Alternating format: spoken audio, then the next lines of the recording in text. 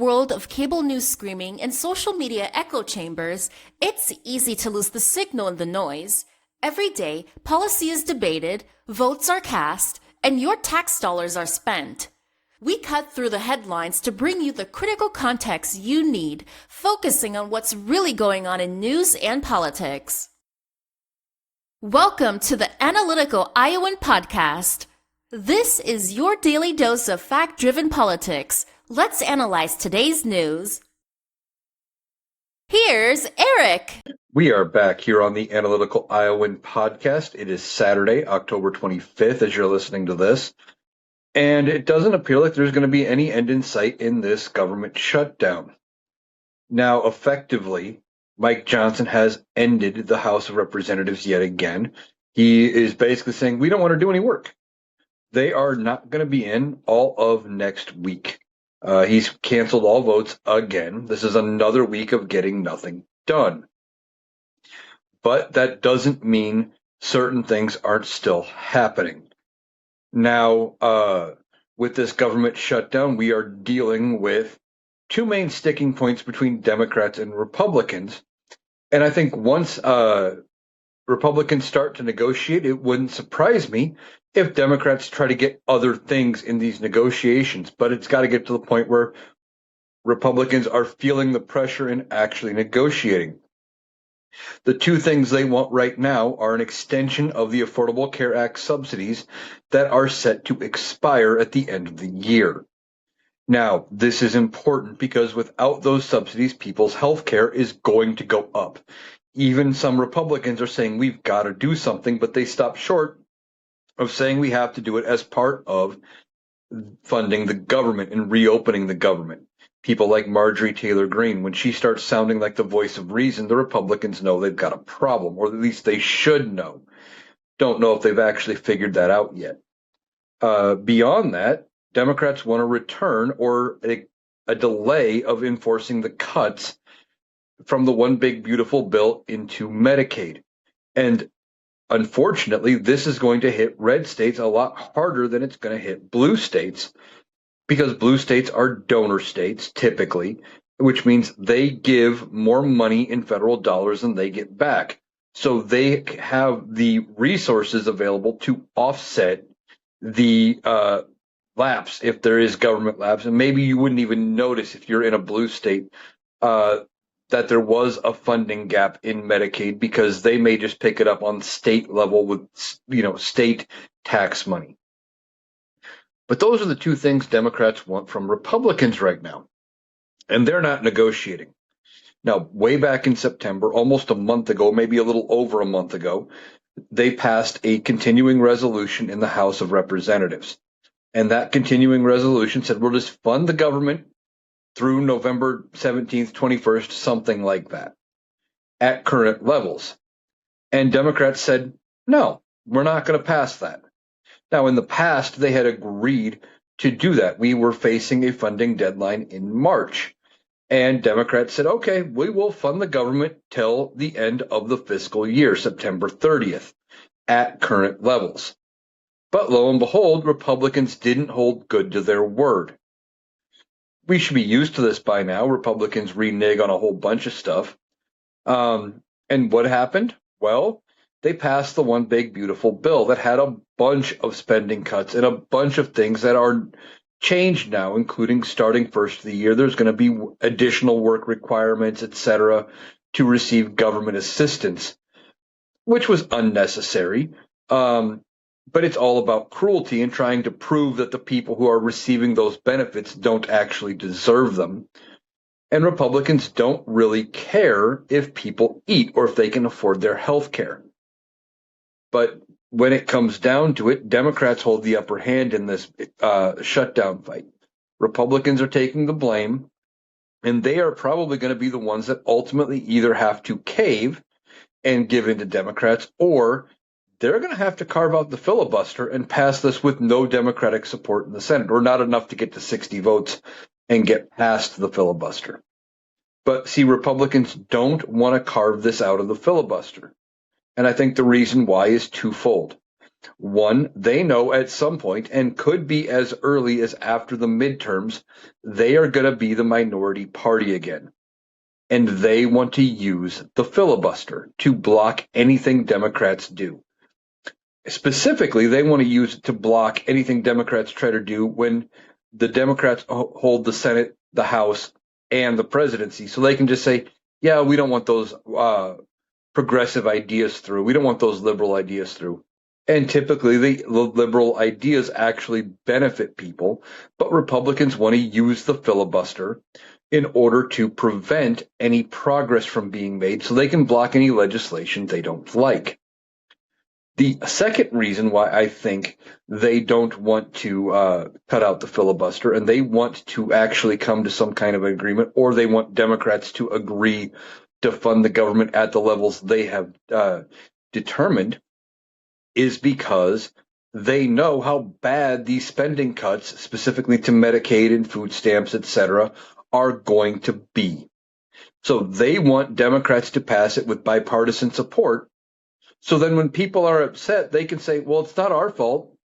Democrats could have prevented it. Democrats could have stopped it. They voted for it too. It's a dumb idea, but it's a Republican idea. Their whole thing has been scapegoating and making it seem like Democrats are the ones to blame.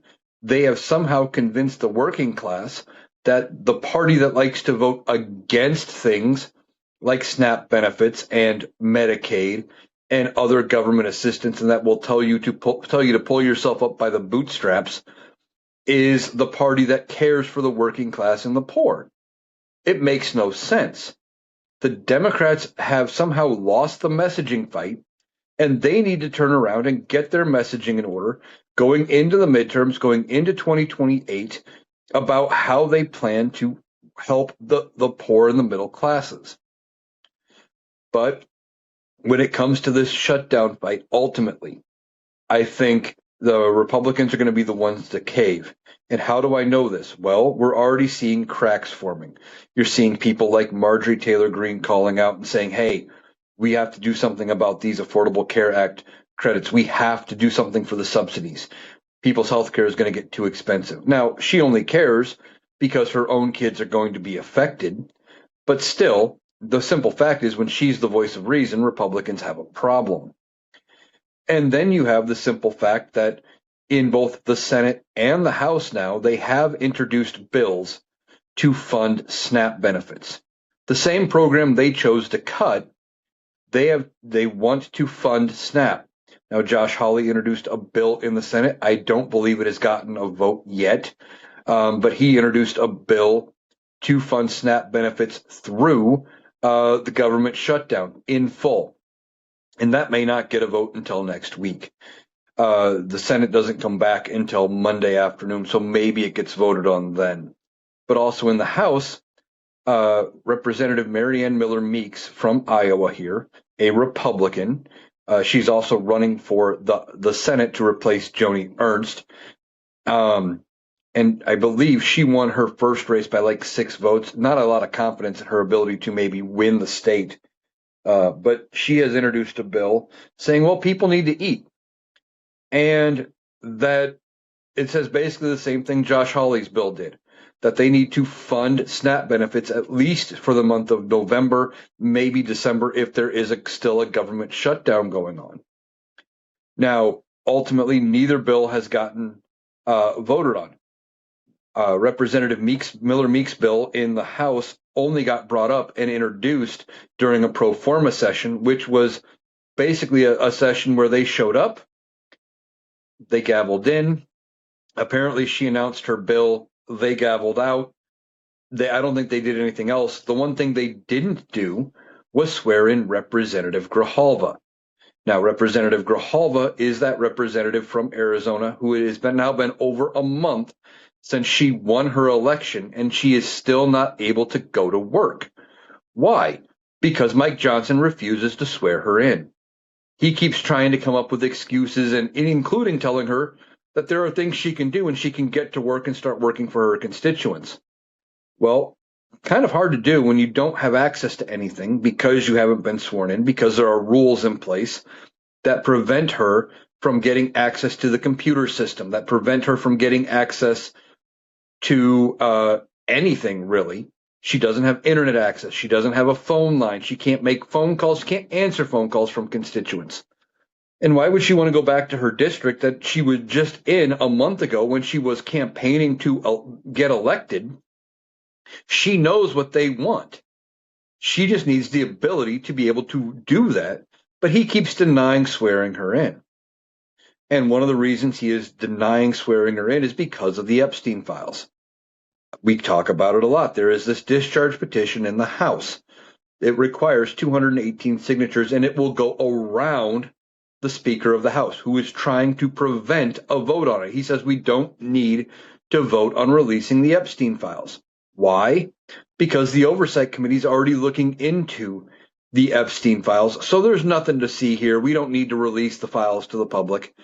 The Oversight Committee that is run by Republicans is going to be enough. They'll release everything as need to know. But when Democrats that are on that committee leak things out to or share things with the public, they get bent out of shape. Well, that's not the right way to do it, and we should go through the proper channels through the Oversight Committee, et cetera. Don't just share things with the public, which leads me to believe that the Oversight Committee is not going to fully share everything when it comes to the Epstein files, if they were given their way, which is why we need this vote. But the other thing is they know how bad a vote on the Epstein files is going to be. Because Donald Trump and other prominent Republicans do not want the Epstein files released. Okay? They don't want them released. Donald Trump may say he doesn't care, but then you listen to other things he says. Well, it was a different time in the 90s in Palm Beach. And I barely knew Epstein, but, I didn't have the pleasure of going to his island. Things like that. It makes you wonder if he's in the files. Now, I believe he is in there because he was well known with Epstein. They were friends. If you go back to a lot of interviews and stuff in the 90s, before everything came out about who Epstein was when he was prominent, you would see them together in varying social settings. This wasn't a startling revelation, but Donald Trump is trying to do what he likes to do, which is rewrite history in order to make it seem like he never knew Epstein. And he doesn't want the files released because I guarantee you his name is all over them. Maybe on an off chance, and I don't necessarily believe this, but it may be that it's just in there. He's tangentially connected to Epstein, that they knew each other, they were friends, but maybe it is true. He never did anything wrong at Epstein Island or with any of the girls that Epstein trafficked, the young girls that Epstein trafficked. Maybe that's true. I don't think so, but maybe it is. Donald Trump, though, knows that just his name being connected to Epstein would be bad for his reputation right now. And the other thing he is really concerned about, which is his legacy. Donald Trump is very worried about his legacy. He talks about brokering these peace deals, getting the Nobel Peace Prize, building this ballroom, building the Arc de Trump, all of this stuff. And that screams of somebody who is worried about their legacy. He wants us to believe he is like the top 3 in U.S. presidents. He's not. He is going to end up as considered the worst president of all time. And how do you end up as a worse president than William Henry Harrison, a man who got pneumonia giving his speech in the rain, was alive for 31, 34 days, something like that, and died. He barely did anything in office because he got sick and died. And Donald Trump is considered a worse president than William Henry Harrison. Now, Donald Trump worrying about his legacy is why we are dealing with a lot of what's going on. Ultimately, his legacy, he is going to be an infamous character in U.S. history. His name is going to go down with the likes of John Wilkes Booth, Lee Harvey Oswald, Benedict Arnold. I would say Richard Nixon, but Richard Nixon was able to, rebuild and rebrand. Donald Trump will not be. When Nixon left the White House in disgrace when he resigned. He was able to kind of slink off to California, and then he laid low, and then he was able to kind of rebuild himself toward the end of his life as an elder statesman and rebranded. Donald Trump is not smart enough to do that, nor is his narcissistic tendencies going to allow him to do that. He would never resign, which he probably should do because of his health, because of how bad it is, and because there should be pressure coming from Republicans to force him to resign. But he would never, because his ego wouldn't allow it. He would view himself as a loser, and he can't have that. He's got to be the winner. He's got to be the best. So Donald Trump is worried about his legacy, and it's not going to be a good legacy for Donald Trump. And that's why he's doing some of what he's doing. Now, he is taking full advantage during this government shutdown. That's why he is doing things like, tearing out the East Wing. And it sounds like the entirety of the East Wing is going to be demolished to make way for this ballroom, this gaudy, unnecessary, 90,000 square foot, bigger than the existing White House ballroom that nobody wanted. In fact, I don't believe Donald Trump even campaigned on doing it.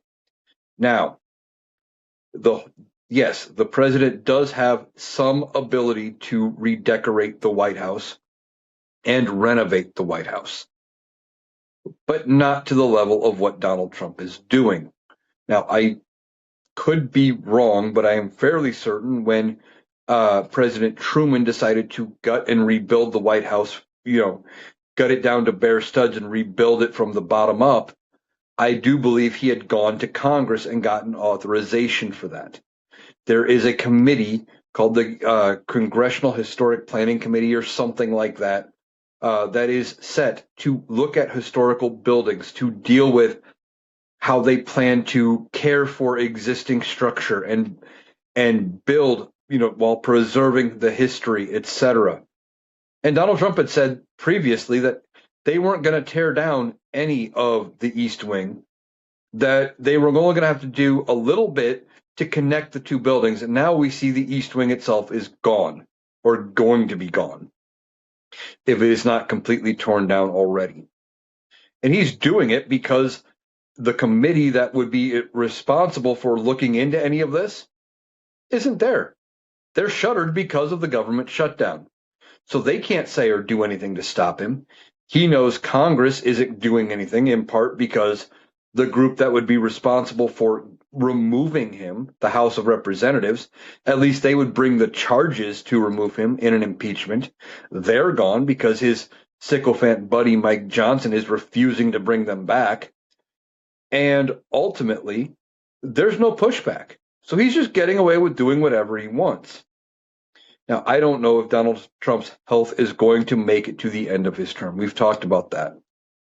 Everything looks like Donald Trump is suffering from some very serious health concerns, some very serious health problems. And if he doesn't make it to the end of his term, what happens to the ballroom? That's going to be a major question. What happens to the ballroom next year after the midterms if Democrats do take control of the House and or the Senate? Can they do anything? Can they pass any legislation to prevent him from using funds to build this ballroom? Maybe.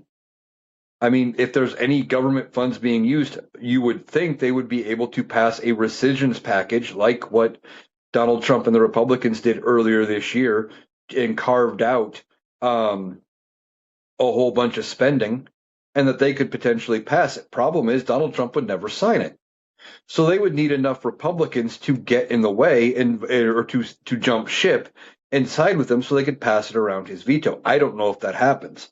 But as public outcry and public sentiment, including among members of the Republican Party, go against building this ballroom, it is entirely possible that they try to do something like that.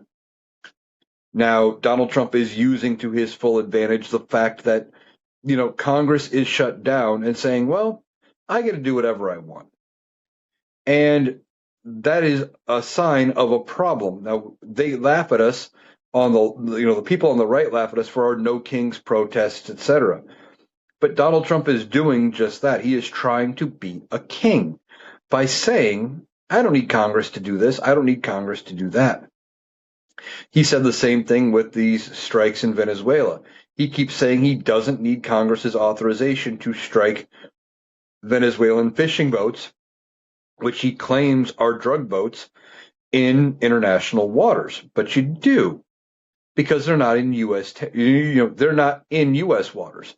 The correct procedure would be for him to let them get to the United States, have the Coast Guard meet him there, meet these boats, do a search, seize the contraband, and then prosecute criminally those people that are actually doing this. But there's been no proof, no evidence, just trust me that they are actually running drugs or other contraband. And now Donald Trump says, well, he may not need congressional authority to strike inland and land targets in Venezuela. But he also believes that if he does try to do it, that Congress may just back him up. Now, I don't know if Congress would. And what about Donald Trump being the president of peace? This doesn't sound very peaceful. For somebody who wanted the Nobel Peace Prize, he doesn't understand that these actions are the exact opposite of what that Peace Prize stands for. Now, there had been some reporting that I have not been able to fully confirm by decent sources that I trust. But there was some reporting, and if this is true, this is very startling, and congressional Republicans should be taking heed that a source close to Donald Trump is saying that Donald Trump would not ask Congress for permission to go to war with Venezuela until after he has the corpse of President Maduro in U.S. custody. Now, again, I have not been able to substantiate that as far as it being a legitimate news source that I trust, but I'm seeing some people that I do trust talk about it. So makes me think maybe it's legit. It could be. If it is legit and he is saying things like that, that means he doesn't view Congress as a co-equal branch, which we've already known by how he acts. And he doesn't want congressional approval. He's going to do what he wants and then come say, well, I've already done this, so you might as well rubber stamp it anyway. That is a very scary thought from the sitting U.S. president, that he doesn't think he needs congressional approval to take out the leader of another country. Now, that is something that Congress should sit up and take heed over, and they should do their job, hold congressional hearings, hold an investigation, an impeachment inquiry, and if it's true, they should do their job and remove him. Here's the problem. Right now, Republicans still think that if they remove Donald Trump, they have a worse chance of winning in the midterms. They haven't realized that by getting rid of Donald Trump, they may save themselves some seats in the midterms, because everything Donald Trump is doing, for the most part, is not popular. He is wrecking the economy. He's causing people's health care to potentially go up because he's not there leading or negotiating about this government shutdown. In fact, with the government shutdown, he's off on a trip to Asia. So he's abdicating any sort of responsibility when it comes to this government shutdown, and just tells John Thune and Senate Republicans, get it passed without Democratic support. Don't cave on anything, because he thinks it would make him look weak. And Donald Trump, Republicans should take heed and notice that if they continue backing Donald Trump, it is going to cost them in the midterms. They could lose the House by 40 to 50 seats, even with their redistricting. And if they lose the House by 40 to 50 seats, it could set up where they don't get the House back for 6 to 8 years minimum, because that is a huge margin. And the last time they were only able to gain like 4 seats in the House, 3 seats in the House. They have one of the narrowest margins in the House of Representatives ever. They only kept the House by like 3 seats. And that's a problem for Republicans. They don't realize how much backing Donald Trump is going to hurt them. And if they continue to back him come the midterms, they're going to lose. Now, what good does flipping the House and maybe the Senate do in the midterms?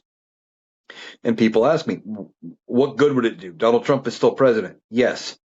But if you take out one of the chambers of Congress and you flip it to Democratic control, nothing else Donald Trump wants to do will get done, because everything would need Democratic support. Period. And while Donald Trump thinks he can strong arm the Republican Party, he probably isn't going to be able to strong arm the Democratic Party, specifically in the House of Representatives. Now, don't entirely know if the speaker, when Democrats get control, would be Hakeem Jeffries. Now, I don't entirely talk about this race in New York for the mayor of New York City, where Mamdani is running as a Democratic candidate, but he's more Democratic socialist like Bernie Sanders. And he's got a lot of socialist ideas, and he's got a lot of very progressive ideas. And until recently, he was not getting any mainstream establishment Democratic support. Hakeem Jeffries has finally come out in support of Mamdani. Why? Because I think he saw the writing on the wall that this candidate is going to win, and by not backing him, it could cost him his own seat or maybe his shot at being speaker. So they're making that move. Now, again, we will see who ends up becoming the speaker when Democrats get control. But I think Democrats take the House in the midterms, and that prevents Donald Trump from doing a lot. A bigger win would be if Democrats end up winning the Senate. Now, that's an uphill climb. They need to pick up 4 seats. And the map is not favorable right now for Democrats to pick up 4 seats. And they need to hold on to all of the seats that are up for grabs that they are defending. Again, not entirely favorable. But if they do, well, then the one thing that happens is Donald Trump gets no more nominees through. No more crazy nominees get through at all. And I'm going to keep talking about it between now and the midterms to remind people of how important the Senate control is think about this. As of right now, we have several aging Republican justices on the Supreme Court. You have Clarence Thomas, you have Thomas Alito, and you have John Roberts. John Roberts being the younger of the 3. Now, what happens if in 2028, Donald Trump's last year, assuming he lives that long, and that's still up for debate, but assuming he lives that long, what happens if he's got control of the Senate and, Alito and Thomas both decide to retire? He could pick some young 40-something judge like an Aileen Cannon and nominate her for the Supreme Court.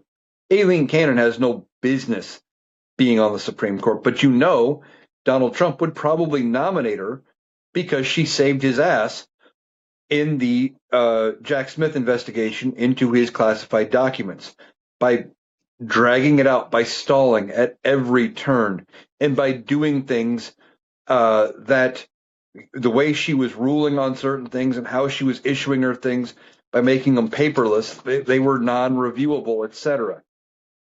She was doing everything she could to help Donald Trump, and she proved she was corrupt. But Donald Trump would view that as, well, she's doing good things for me. I better reward her. And he may offer her a Supreme Court seat should one become available. And that's just one example of one judge that he may try to promote. Now, what could happen if the Democrats control the House or the Senate in 2028? And they have a situation like what happened with Anton Scalia. Anton Scalia in 2016 died unexpectedly. And Anton Scalia, when he died, created a vacancy in February of 2016. Mitch McConnell, the Senate majority leader at the time, a Republican, said, hey, That's too close to the election. The people need to have a voice in who is going to be on their Supreme Court. And he kept the seat open until after Donald Trump was inaugurated as the winner of the 2016 election. Now, Democrats could potentially do the exact same thing. And just watch if they try, watch the Republicans scream foul for them pulling the same stunt. Republicans would be pissed if Democrats decided to just hold off and not, put in a Supreme Court justice that was appointed by Donald Trump.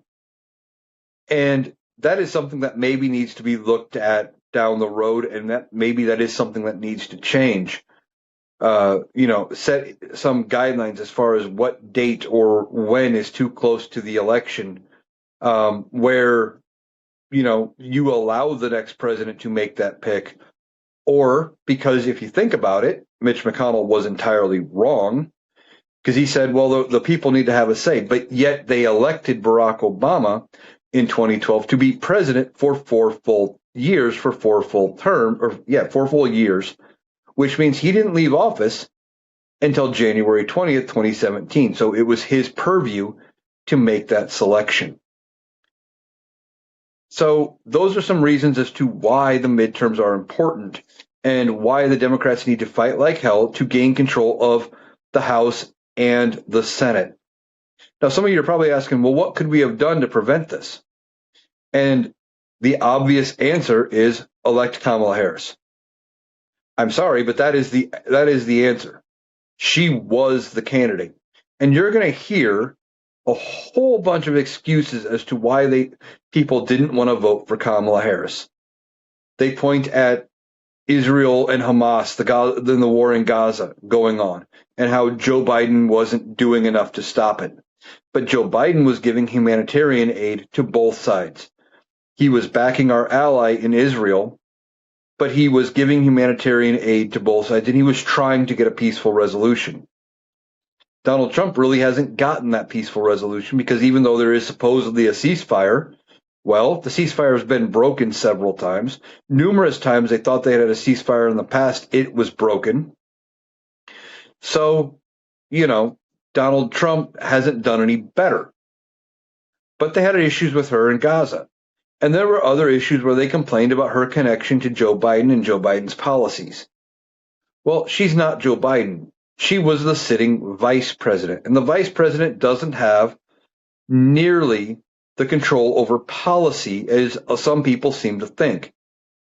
The vice president has 3 jobs as vice president, realistically. 1, be the president of the Senate and preside over the Senate and break ties, which she did a lot. I think she holds the record for most tie-breaking votes right now.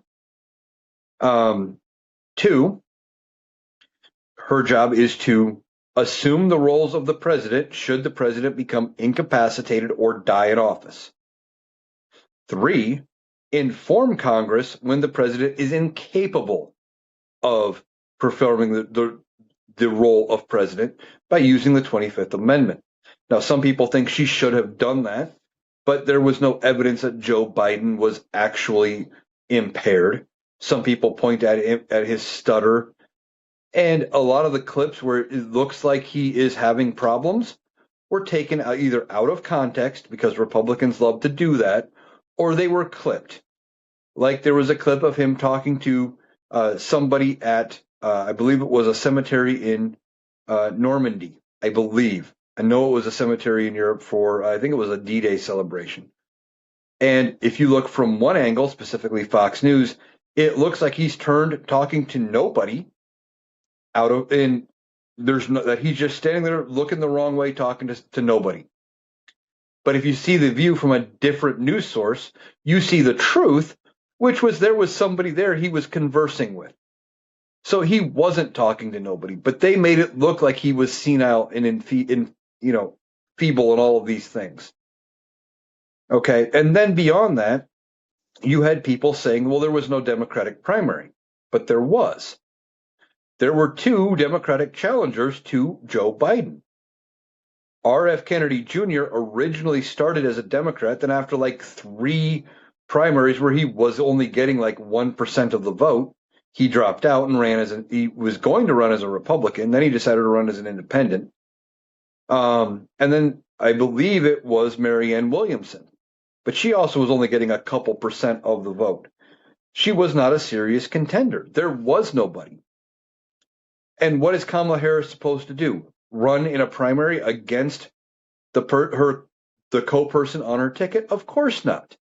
There was a primary, and you voted for Joe Biden in that primary, for those that actually voted. Now, here's the thing. When it comes to that primary, you were voting for the Biden-Harris ticket because Biden was going to run with Kamala Harris. And I have said this to everybody who has an issue with Kamala Harris taking up the mantle and running when Joe Biden decided he was not going to seek re-election. Would you have been saying the same thing if instead of just saying, I'm not running for re-election, if Joe Biden had died and she had become president that day? Everything else being pretty much the same. He still had the bad debate. He still did all of that. But instead of him resigning that day, if he would have passed away and Kamala Harris would have had to become president, would you have said the same thing about there being no primary, etc.? Of course not, because then she would have been in the role of president. She would have been the incumbent. It would have made sense for her to run. It made sense for Kamala Harris to run. Now, there may be all kinds of issues with this election, and I don't want to go down the rabbit hole of conspiracy theories, but there are districts where it looks like Kamala Harris got 0 votes, which seems weird. She should have at least gotten a couple, especially in districts that were previously closer to 50-50. And some areas that were predominantly Democrat for like 20 years and didn't vote for Donald Trump in the previous 2 elections did go to Donald Trump. And it makes you question it. Now, if evidence comes out and shows that there was something fishy, then I will go down those rabbit holes and talk about there being something fishy. All right. But Kamala Harris was the choice. She was the way forward in that position. There wasn't enough time to hold a full set of primaries. Who was going to pay for primaries? And they had to have everything done in like 10 days. There wasn't anybody else to run. She was the candidate. We needed to make sure she got elected, and we wouldn't be in this mess. I guarantee you, if Kamala Harris had been president, the East Wing wouldn't be demolished. We wouldn't be staring at the brink of war with Venezuela. There wouldn't be the tariff problem. None of that bullshit would have happened. The economy would be doing a lot better. But we voted in Donald Trump, so now we have to deal with the bullshit coming out of this administration. Donald Trump is just doing things. He wants to his way. He's worried about his legacy. And ultimately, I think his legacy is going to be one of a failed president. I mean, we're seeing a bunch of that as it is. You know, this ballroom that nobody wanted is going to get built. And that is probably going to be the crowning achievement for him in this term, that he built a ballroom that nobody wanted. He's not getting anything done. He's not doing anything of substance. He's pointing at certain issues, and he's getting minor victories. And he's he's shouting to high heaven about how great he is and about all of the things he's doing and all of the winning he's doing. The one thing Donald Trump has always been good at has been self-promotion. And that's kind of where we're at now.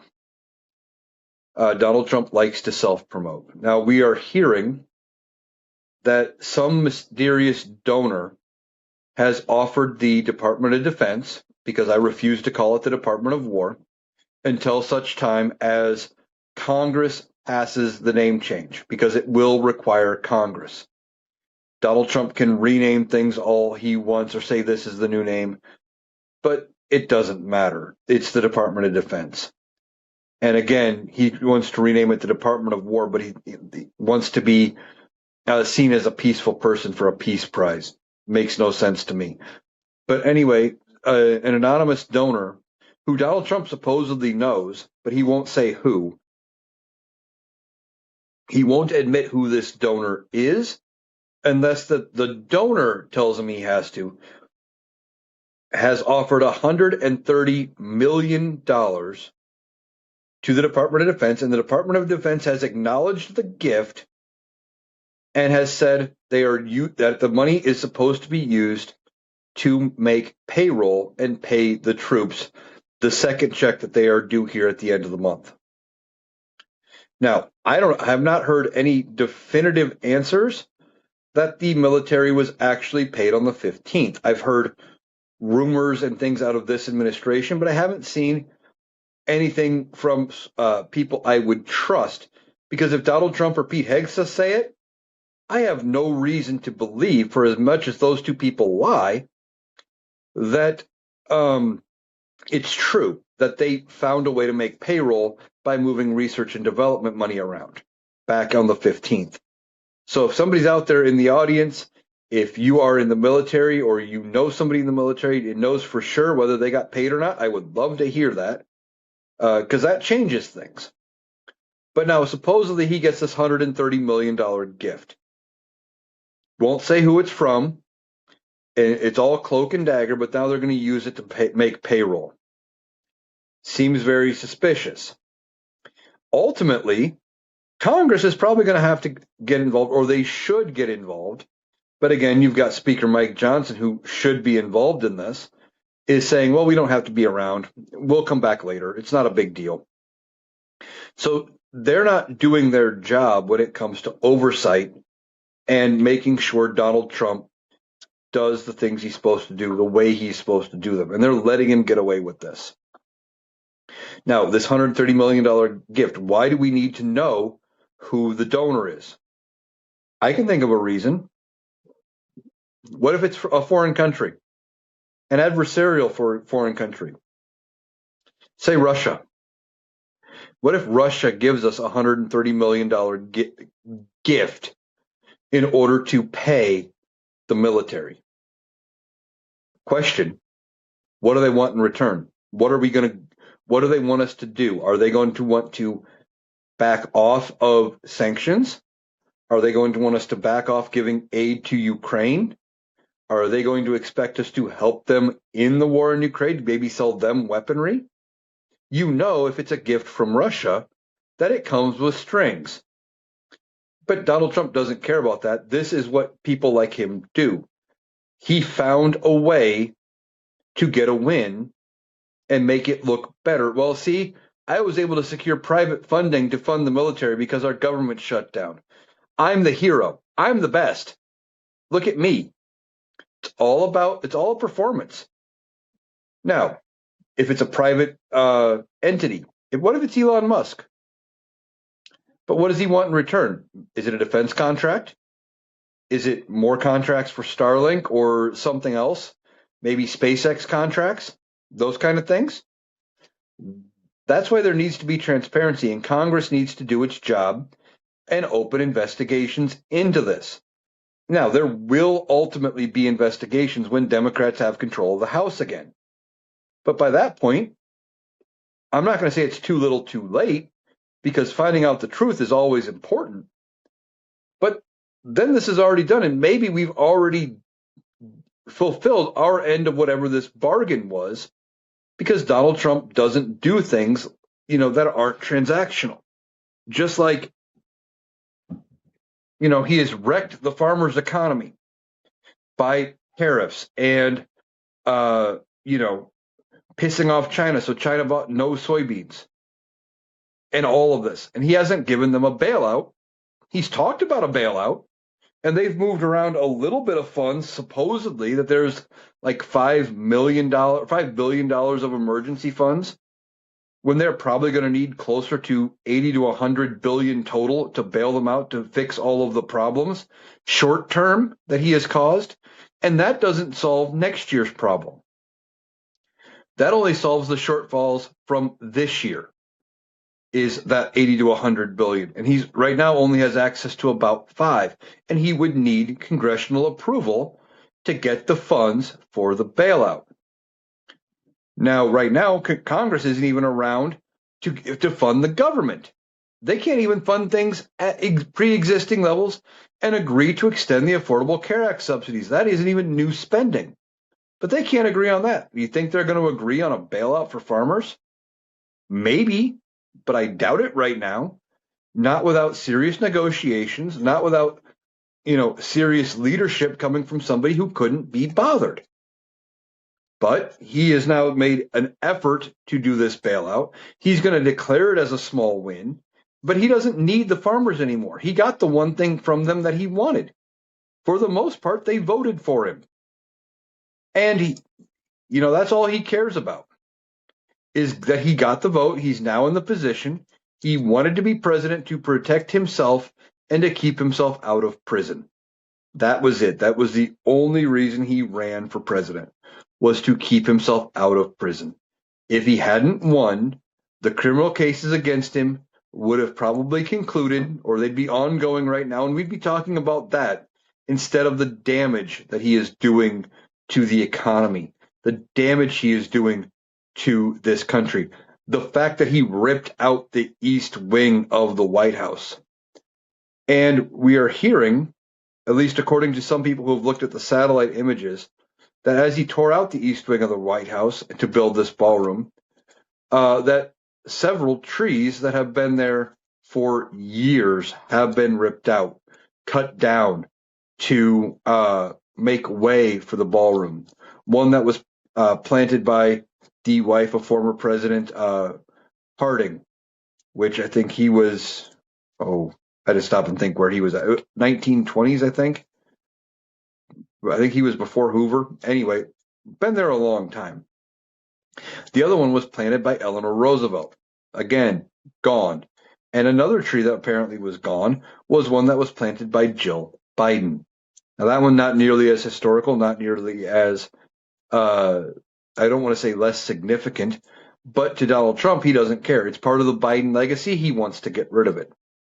So these trees get torn down, cut down, with no intention probably to replace them or to grow a new tree from a seed from the old one or anything like that. I don't believe they have been, carefully, dug out so they could be replanted somewhere.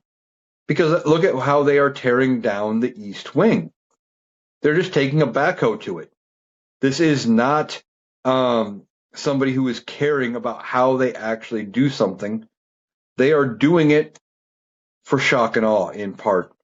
I think he is making sure, they didn't put up, barrier fencing and trying to hide what they are doing. They're doing it out to where people can see it, because they are pretty much daring people to stop him at this point, because he knows Congress right now, until they realize that they are going to be affected by what he is doing, they're willing to back his play. And he is just doing whatever he wants because he's a toddler, and he doesn't actually have any sort of real plan when it comes to what he's doing. He just wants what he wants, and he doesn't care if he needs Congress or not.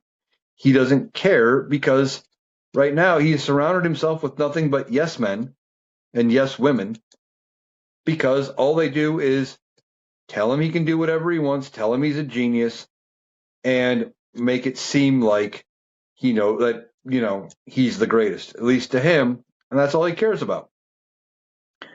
Now, Steve Bannon, that far-right podcaster who was an advisor to Donald Trump, who went to prison for Donald Trump, was talking, I believe, on his own podcast. Maybe he was doing an interview, I'm not sure. But I've seen the clip going around where he talks about how Donald Trump will have a third term, that he will be the president after 2028. And I don't know where he is getting his information, but he's just flat out wrong. First of all, Donald Trump I don't think is healthy enough. If you look at everything going on, the fact that we see images of him numerous times in public, dozing off in public, having to jolt himself awake, looking like when he gets bored, he just kind of drifts off. He fell asleep during his own criminal trial. Those kind of things. And then you add in the fact that we've seen images of his face drooping and he slurs his speech really bad. And he forgets who he's talking to, doesn't seem to know about anything that's really going on, has to be asked numerous times, and then just seems forgetful. Said things like, well, I'm going to Russia when he was actually going to Alaska. He is showing signs of dementia.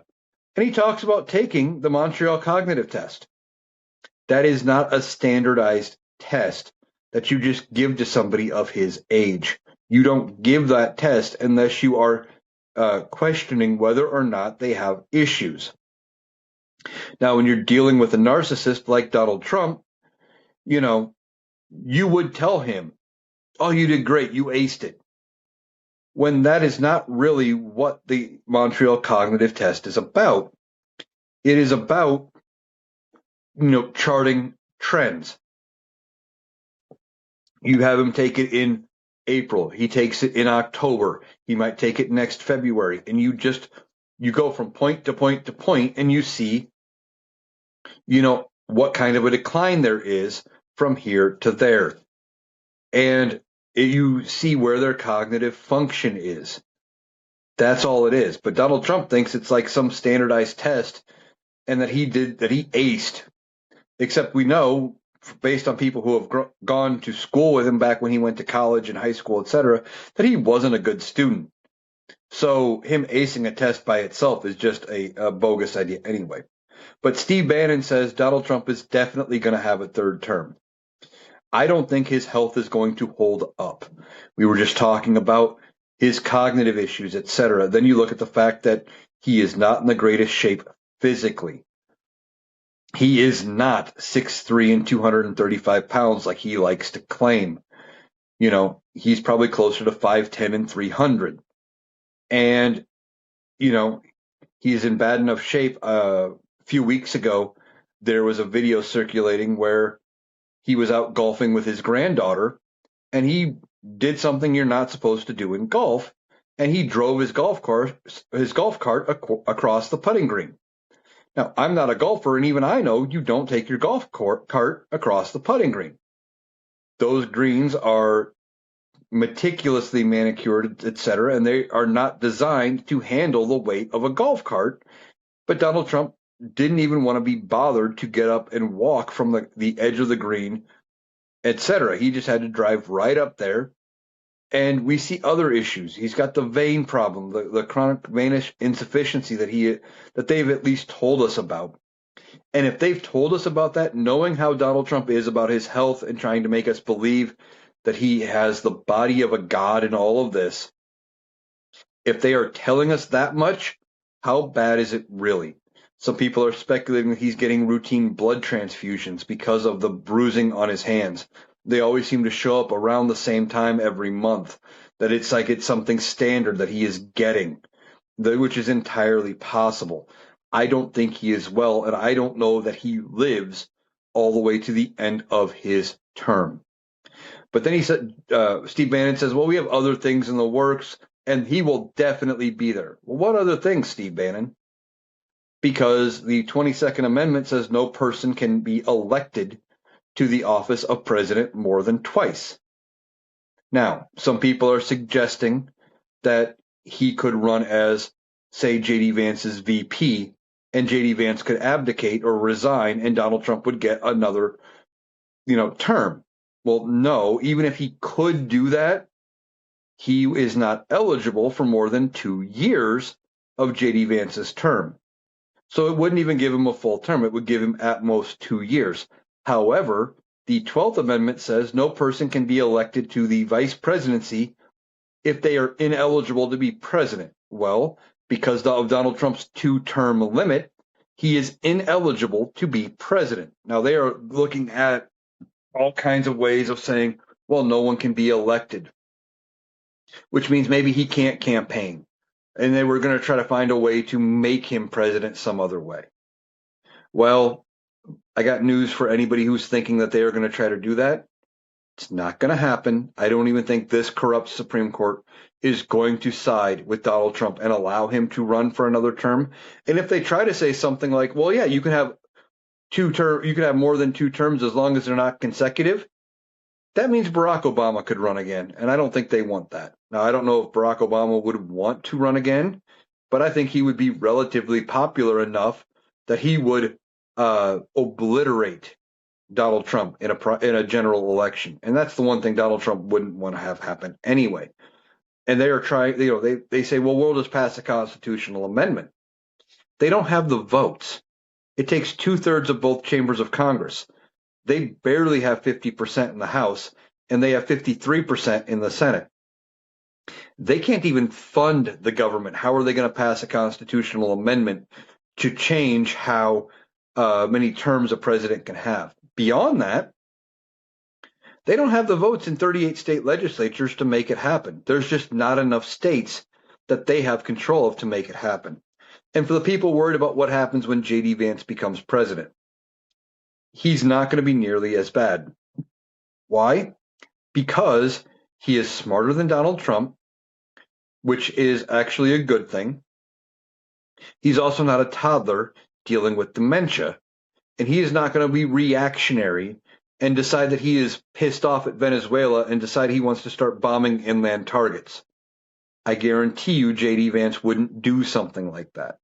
And if, on the off chance that the Republicans are the ones to remove Donald Trump, whether that be from the 25th Amendment or through impeachment, you better think that J.D. Vance would be looking over his shoulder, trying to just keep his nose down and his nose clean, and avoid anybody and everybody. Just do the job and try to stay out of people's radar. Now, they may have to end up removing Donald Trump or moving on to J.D. Vance ahead of the 28 general election, because the Republican Party knows that if they don't do something, they have got to start seeing that they are in trouble if they stick with Donald Trump all the way to 28. Now, I don't think he's going to be healthy enough for the reasons we just talked about, and I don't know that he makes it to 28.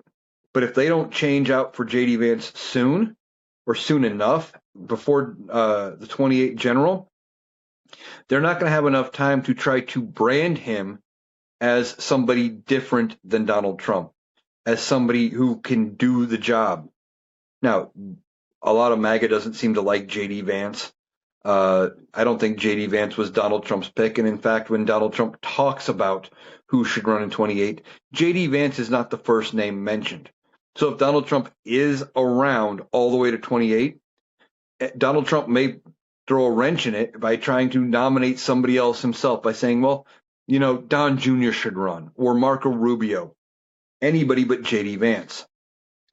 The best hope the Republicans have is that Donald Trump doesn't make it to 28. But even that isn't a foregone conclusion. I don't think he does. But they should be looking at it going, we need to do something. Everything Donald Trump is doing is hurting this country. It is hurting the Republican Party. And we are going to be the ones suffering from the legacy. If he doesn't make it to the end of his term, if he dies tomorrow, and now I'm not saying that anybody should do anything like that, but he is 79 years old and not in good health. There is a chance that something happens to him tomorrow. The Republicans that are still around that have catered to him this long are going to have to deal with the fallout from his administration, and they are going to have to deal with all kinds of questions about who knew what about his health and how bad was he really. And I hope Democrats hold feet to fire like they try to do about Joe Biden, even though there wasn't really any problem with Joe Biden. Not really. Nothing that couldn't be explained away by him having a stutter his whole life and the fact that he was 80 years old. Joe Biden was in actually better health than Donald Trump. And Republicans are trying to make it some kind of a big deal that there was really a shadow government propping Joe Biden up and making it so they got their way. If anything, I would be expecting something like that to come out after Donald Trump is gone, that the people around him were using him as a useful idiot and that they were getting him to sign off on things that he didn't even know what he was signing half the time because he didn't know what was actually going on. Because Donald Trump is not in good health, he's not in his right mind, and he's suffering from, I believe, some form of early dementia. All right, that is everything I've got for you today. That'll do it for the Analytical Iowan podcast. I want to thank you for taking the time to join me today. I'll be back tomorrow with even more stuff to talk about because there's always stuff to talk about in the way this current climate, because the politicians we have in office are just doing whatever they want, and somebody needs to step in and actually lead, but it's not coming from the White House.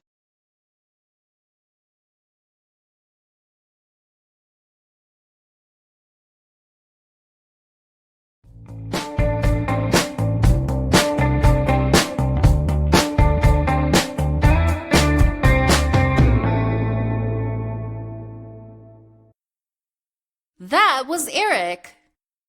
That does it for our analysis today. If you appreciated us cutting through the noise to get to the critical context, please make sure you're subscribed to the Analytical Iowan podcast on Spotify and YouTube. We'll be back tomorrow. Thanks for listening.